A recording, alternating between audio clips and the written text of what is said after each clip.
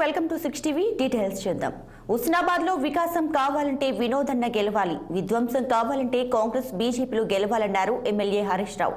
కాంగ్రెస్ వాళ్ళు వచ్చి ఓటు అడిగితే 5 నెలల 12,500 రూపాయలు వచ్చాకే ఓటు వేస్తామని అక్క చెల్లెలు చెప్పారని కోరారు.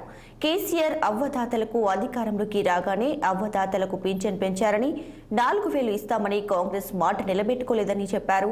కరీంనగర్ బీఆర్ఎస్ ఎంపీ అభ్యర్థి బోయిన్పల్లి వినోద్ కుమార్ కి మద్దతుగా ఎమ్మెల్యే హరీష్ రావు ప్రచారాన్ని నిర్వహించారు. కేసీఆర్ 200 పెన్షన్ 2,000 చేస్తాంటే చేయలేదా? బరాబర్ ఇచ్చినా లేదా? ఏమన్నారు కాంగ్రెస్ వాళ్ళు? ఏమేమస్తే 4,000 ఇస్తాం, తెల్లారే ఇస్తాం, మళ్ళా నెలనే ఇస్తాం. పడ్డ ఐసలే పడ్డ కదా ఈ అవసరం ఉండే పడ్డ 4,000. ఏం పేరు బిల్లు? లక్షవా? 4,000 పడ్డా లక్షవా? పడ్డవాలేదా? పల్లె మరి ఎవరు కొట్టేస్తావు?